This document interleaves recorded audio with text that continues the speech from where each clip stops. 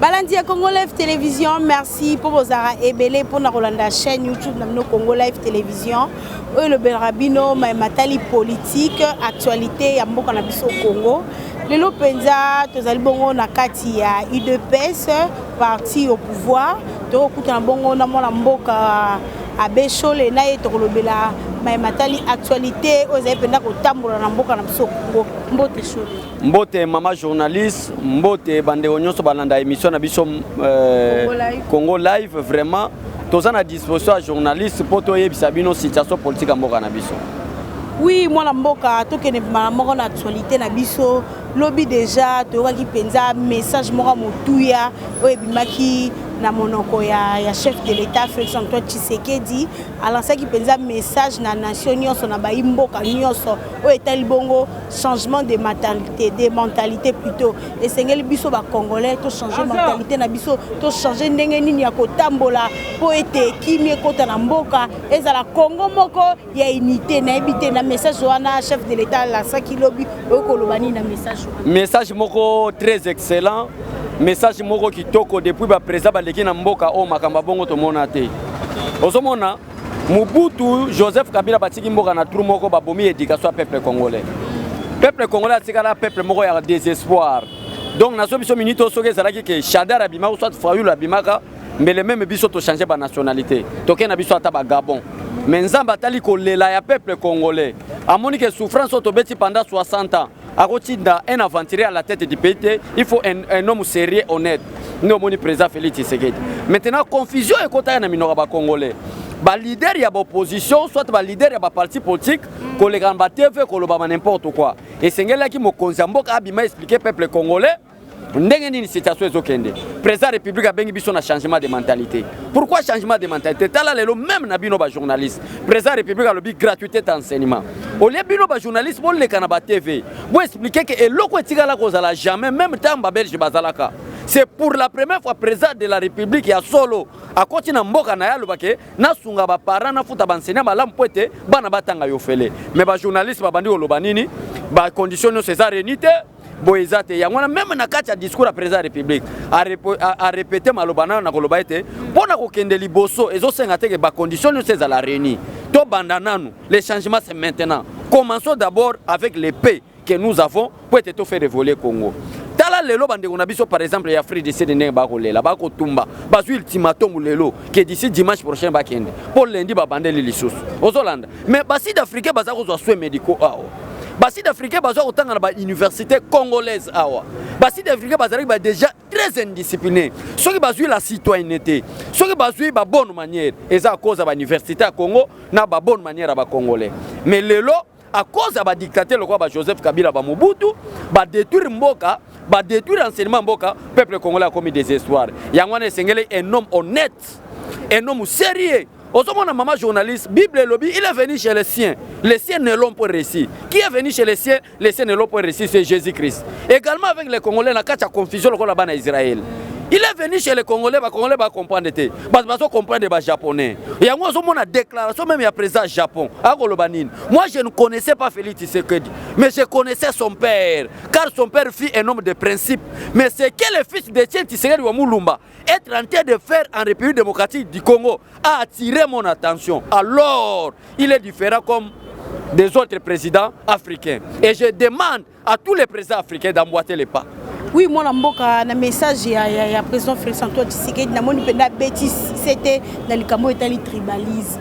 Tout le monde qui moi mikolo ndenge kuna lamuka bazai kuna cash moi tribalisme kota ki na baluba na batabandulu ndenge chef de l'état bengi penza ba congolais nyonso to longola o etali bongo tribalisme o etali bongo haine biso to zala uni pour na un Congo meilleur ko loba nini na matali tribalisme président lobi tribalisme pas mbaté structure moko ya munene et sali sondage à l'élection babimisi Félix Tshisekedi déjà na 36% et moko Martin Fayulu abimina 5%. Chadar abimina 17, Vital Kamerhe 16. Si on a un pourcentage de batouana, nous avons Félix abimara premier. Na diabolisation na haine. Lokola maman faut tout le baga vérité. Lokola batouba détourner l'économie en boka, babata mina deux plateformes politiques.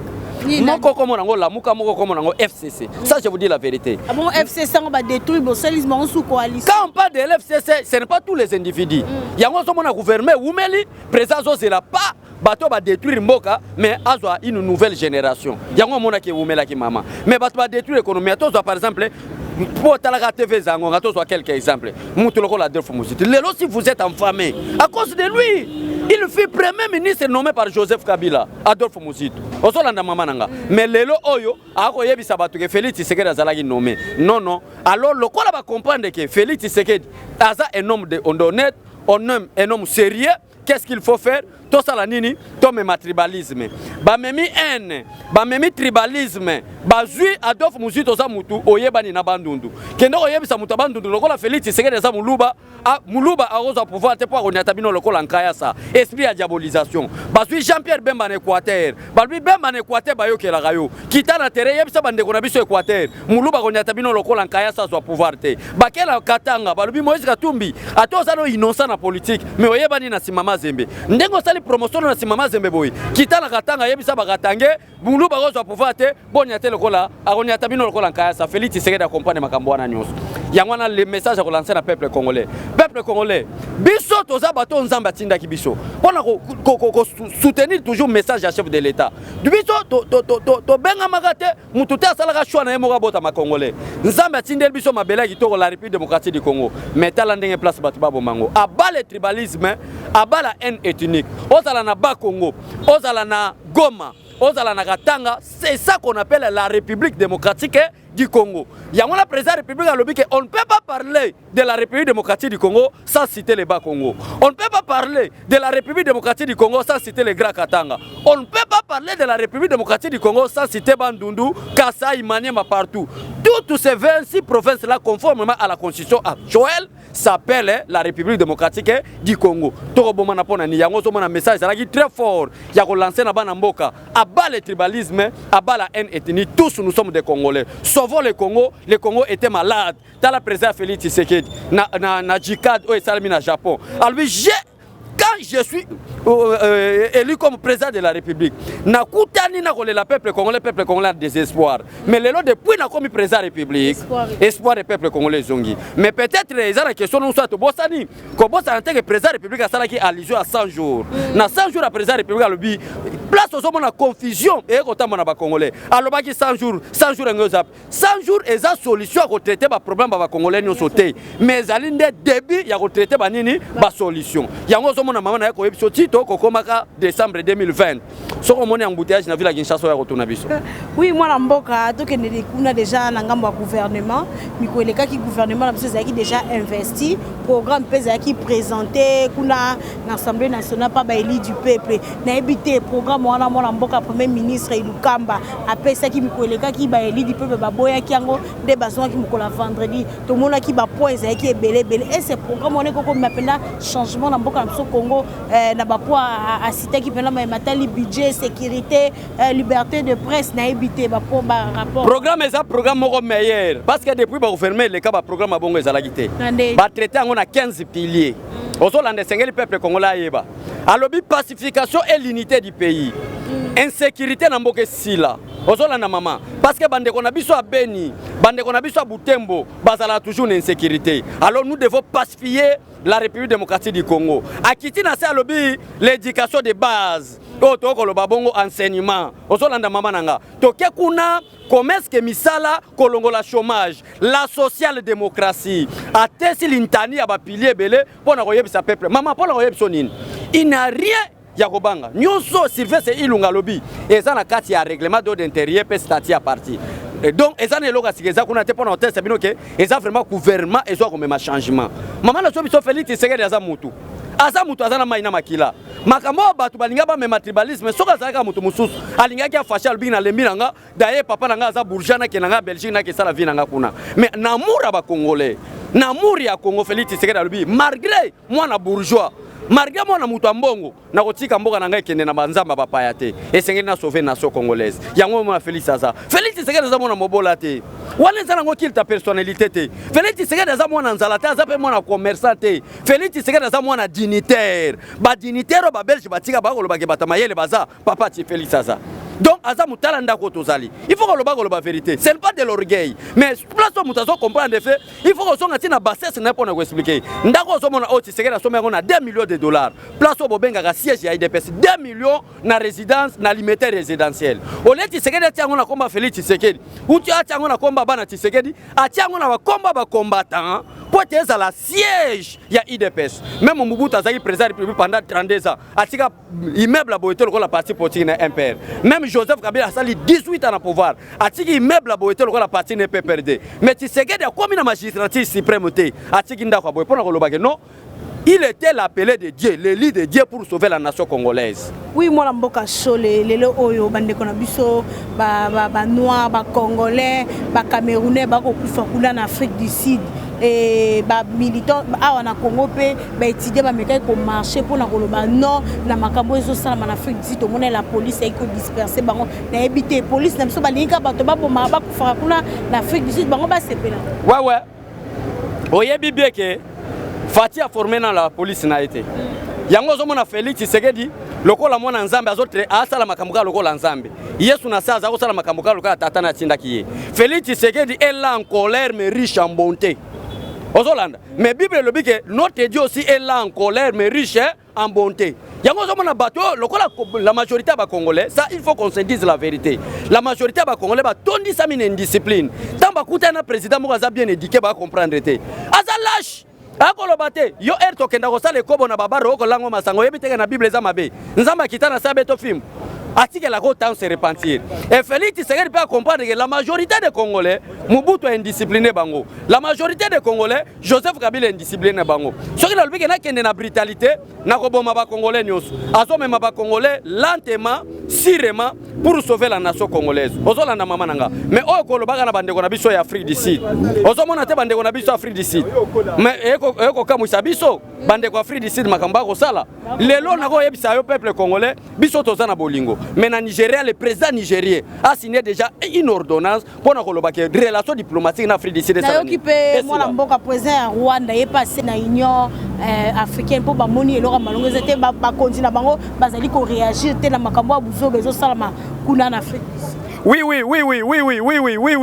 Problème est ali makambo Afrique du Sud basali eza makambo mabe. Mais nga nazwaka Maloba Kagame a été makambo solo. Namona Kagame comme un monstre en Afrique. Ata lobi makambo solo na lingate ko zo exemple na ye. C'est comment la relation makasi na Aza la relation mo na makasi na président Félix Tshisekedi té. Problème est la loi et diplomatie. Nous sommes des pays voisins. Au lieu de semer la haine, au lieu de semer la guerre, il faut semer l'amour. Mais Kagame n'est pas un exemple en Afrique. Si on cite Lelo Mama, qu'est dit l'empereur du Japon? Vous les présidents africains, vous êtes différents de Félix Tshisekedi. Vous devez suivre l'exemple de Félix Tshisekedi. Kagame n'est pas un bon exemple pour les Africains. Donc, pour la Robanine, Makambo Bassi d'Afrique, les Amabé. Mieux vaut autant que le président nigérien que autant que Kagame. Parce que ils sont la Nigeria, ils sont l'Afrique du Sud, ils sont la Kagame, Baza Batou, les oiseaux de même plumage. Moi, je peux faire exemple les athées. Bande Konanga Bassi d'Africains. Vraiment, on a traité Bino Banane. Vous êtes des sauvages ou comment? Vous êtes des maman journaliste. Baza sauvage, Tony.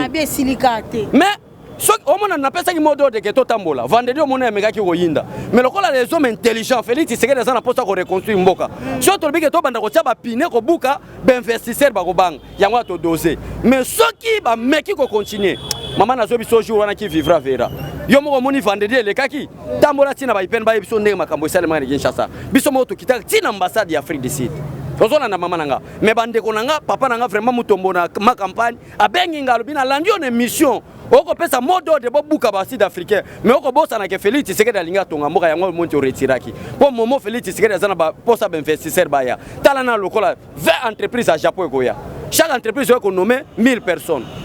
Ozolanda 1 million de personnes. 1 million de personnes le koloba 1000. Chaque entreprise est engagé 1 million de personnes sur 20 tokende combien 20 millions.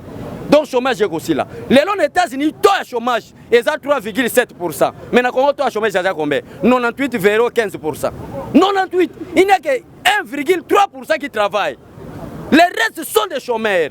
yango ozomona na kati ya chômage wana ememi haine ememi tribalisme Fatia alobi ke non nakosilisa nzala nzala ezosila peuple congolais yo kokanisaka na IDPS tosala comédie tokokende okoya Kinshasa okomona basota mouton okoya Kinshasa okomona ke gratuité ya enseignement eza okoya Kinshasa okende na ba université na biso place ba traité que sur 200 universités en Afrique on a cité aucune université congolaise pourquoi manque de bibliothèque okoya na ba université à Congo bokokuta ba bibliothèque Félix Tshisekedi maman au Congo ce n'est pas le problème d'avoir beaucoup de diplômes au Congo c'est maintenant le problème de la volonté parce que derrière Kabila il y avait des professeurs d'université il y avait des docteurs en droit il y avait des licenciés mais Maïe les Anga qui a retonga mboka pourquoi parce que bazala qui na volonté té mais problème Félix Tshisekedi il est déjà au-delà il y a ba université mais il a encore la volonté de sauver sa nation congolaise. Oui mon mboka Cholelelo déjà tomoni ba ministre na biso za ngambo ya cash eza ngambo FCC basali penza ba remise et reprise na bango kasi na kozonga ya message ya président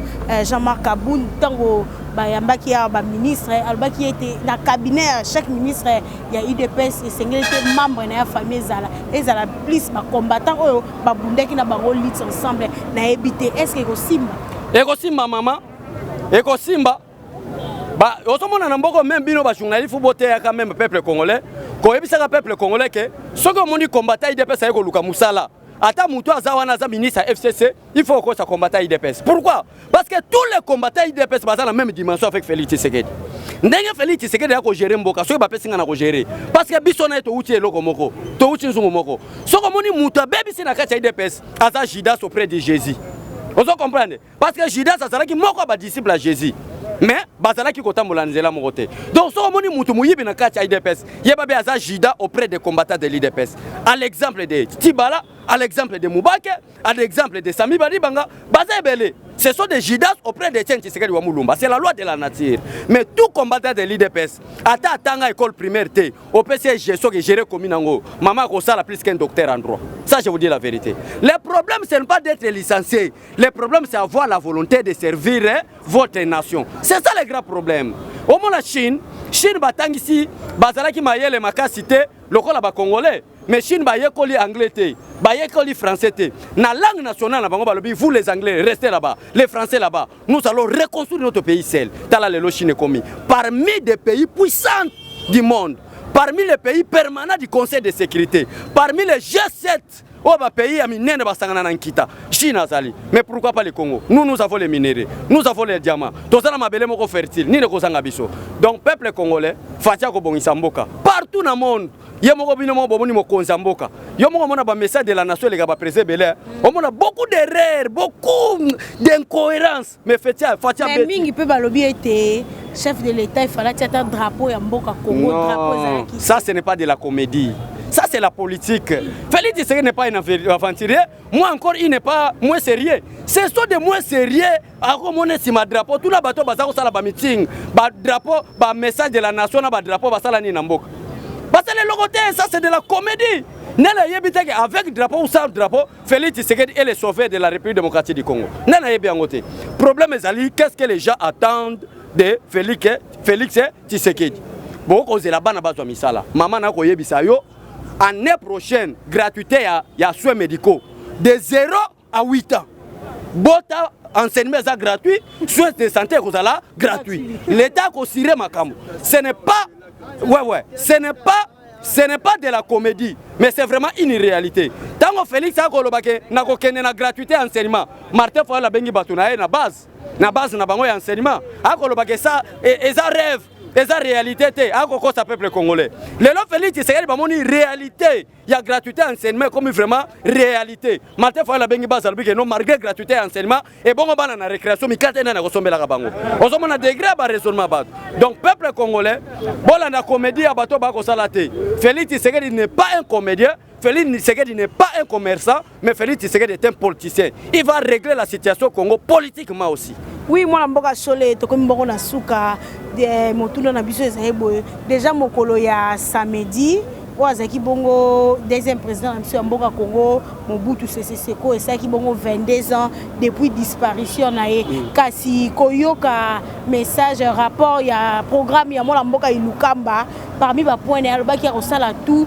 Nous autres, il y a papa Mobutu Ezonga à Mboka Congo. Après 22 ans, ya liwa na ye na te bilan ni yo ko sala pe bozonga est-ce que ça possible des problèmes nan na lingina rectifier moi muke wana eza programme ilunga te depuis le chef de l'état est au pouvoir à lobike même kora Mobutu sala nini ekoya le président de la république azuka maloba wana apesi yango premier ministre ke na programme na opé retour akora Tshisekedi sala nini ezala eza makambo ilunga te mais eza président république depuis campagne depuis abimi président république ko lakaka peuple congolais ke retour akora Tshisekedi kozala mais question ya Mobutu pardon ya Mobutu kozala ozomona na Tshisekedi si koma Tshisekedi ata na pongi bima pamba pamba donc ando tete mais na lingina yebiso nini na lingina yebisa boye mama na ngai question à Boya Mobutu, il faut que nous retournions Nzanga Mobutu. Nzanga Mobutu était là comme vice-premier ministre. Le fils biologique de M. Mobutu, à Salata, Alizio, à retour à Kora Papa n'a été. Ozola na mama nanga. Ba question il faut qu'il retourne Jean-Pierre Bemba, soit-disant le conseiller financier de Mobutu, de 90 à 97. Kabila Kobenga a comme Alissoso vice-premier président, vice-président de la République en charge de l'économie et finance. A Tigala Kosala ta déclaration que Kora Mobutu ya. Mais Félix Tshisekedi sali ata 8 mois très. A lobby déjà que peuple congolais Kora ti Mobutu goya. Malgré comédie no Mobutu sali. Obi ke nazana méchant Mobutu Korne ko ya pe na saboter ngo mais au nom de l'amour, au nom de l'amour, au nom de l'unité nationale to yambaka kor. Parce que les loso ba congolais baza boye, ba congolais baza dénigré boye, ba congolais ba ko sakana ba même dans Sud-Afrique boye à cause de Mobutu. Mobutu akuti mais maman, soki nga na lobby mabe, izala clair yo eloko ni na malamu nini oko kanga ya Mobutu ke Mobutu sana mboka o. Rien. Mobutu akuti économie ya Congo de 60 à 65. Toko vivre ko leka ba canadien, toko vivre ko leka ba chinois, toko vivre ko leka ba sud-africain. Mobutu ko kuta budget kitoko. On attrape papa ko sala no on attrape ko kanisa ke papa za soki gouverneur. Mais Mobutu nda bomi yango, mais c'est le passé akufa déjà moi to sambise zate ayaka to yambo honneur malgré na ba mabenyo so asana ba congolais yaka ka to kunda to na choite aza congolais yaka na mabela bankoko pona ko teya batu ke makamba pouvoir oyo komona teke ozala nzambe okufa kaka tala Mobutu lelo akufa biso toza na esengo un leader babongi le roi d'Isaïr ba ke kunde na deux personnes le roi d'Isaïr c'est grave à cause de sa dictature mais maman jour Félix akufa to sagolité po Félix obeta santa et kozala honneur plus que Tshisekedi wa Mulumba première alternance mutalongo le peuple congolais na soni lelo même ba américain ba komi to komi na coopérer na bango kitoko ba entreprise américain ba ko ya ko sala awa parce que ba kuti en Félix Tshisekedi un homme honnête un homme droit un homme sérieux wana nga muto na lobi ate même Moussa na Moussa lobaka yango oh Martin Fayulu taise avec la vérité des signes Félix Tshisekedi était un homme bien éduqué na yebite era lobi Félix Tshisekedi un homme bien éduqué peut-être alinga traiter Martin Fayulu qui a mal éduqué wana na yebite peut-être ezala ki mais na ko yebisa peuple congolais rassurez-vous au sein de l'IDPS il n'y a pas le tribalisme mais ça je vous assure bagarre ya famille ezalaka nako bundana ndeko nanga président parlement debout nako bundana ndeko nanga du progrès nako bunda pe na vie nanga fils mukoko loi de la nature yoko kosa biso teke même nanda na bino moi singebe na kate ezalaka nango donc anda to teme moi bagarre ko zala nango mais au sein de l'IDPS il n'y a pas le tribalisme donc Félix Tshisekedi a tellement le tribalisme et nako lancer message aux akasayen oyana IDPS pour aux akasayen te oyana IDPS pour nzamba benga yo que IDPS c'est ça seul parti politique au peuple congolais a espéré pour un changement mboka oyo en tout cas so oyala ko la muluba là je suis désolé parce que Félix Tshisekedi a tellement makamba tribalisme na ninga osakana te ezala inango ka message à relancer moi je vous parle na boy natanga makamba province ba olobake et tribalisme ngoka na za muta province ka saite mais nazo renier nazo dondwa na IDPS net na film mais soki okei na bandeko na biso fe palu oza mupendete en tout cas odondwa te soki okei na MLC oza ngwaka te odondwa te soki okei na Martin Fayulu oza sénégalais te odondwa te donc pona koloba nini pona koloba que démocratie eza vraiment na kacha IDPS merci beaucoup maman journaliste mais na relancer mbokechu soki oza mal éduqué nazo biso beto kolata kazaka ba mal éduqué président république azo na Belgique yo bokechu ozo lancer message indiscipliné bokechu ate école primaire au salate bokende ko tuna bokechu tout na bande ko nae a conjuguer verbe être au temps présent soki le lonza basali grâce à lui que bokechu Jean-Pierre Bemba comme président people eza insalamable ko tiko salma sauté parce que Jean-Pierre Bemba a condamné na subornation des témoins o ya mema ki na non selon la loi électorale il ne peut pas postuler alors bokechu vous devez faire beaucoup attention et je profite de cette occasion na ko lancer message bande ko na biso à Grande-Bretagne bande ko na biso à IDPS peuple Congolais, boza même na Afrique du Sud, boza même na Gabon, bomoni ke boza na ba moyen na bino. 17 présidents de la République à Bruxelles. Ceux qui ont ba moyen de to kichwa na to kuta na bokechu. Total ses forces. Un opposant, un bon opposant à ça l'opposition exilée. Seul Moutatele Meli Kabila, Albi Kabila, il est tati doit rentrer au Rwanda. C'est Félix Tshisekedi. Mais peuple congolais bokechu ko bosana que Jean-Pierre Bemba zalaka na mboka oyo, babenge Rais, babenge Igwe, babenge Charman. Mais Kabila linga bomele ko la mwana mukewa. Soki Monisco zalaka te mais Jean-Pierre Bemba kufa. Mais Félix Tshisekedi a fini na Frésias, numéro 630, 100 policiers, moins encore 100 militaires. Ayebis Kabila, il est temps, tu dois rentrer au Rwanda. Les lois Kabila sont au Rwanda. Yobo question côté en Belgique, pour qu'on s'arrête bescroquerie, qu'on le baille toko bamba babanga. Combattant au moni boké tu tumbaye, Félix Tshisekedi est chef de l'État pour défendre au Bimalibanda. Merci beaucoup.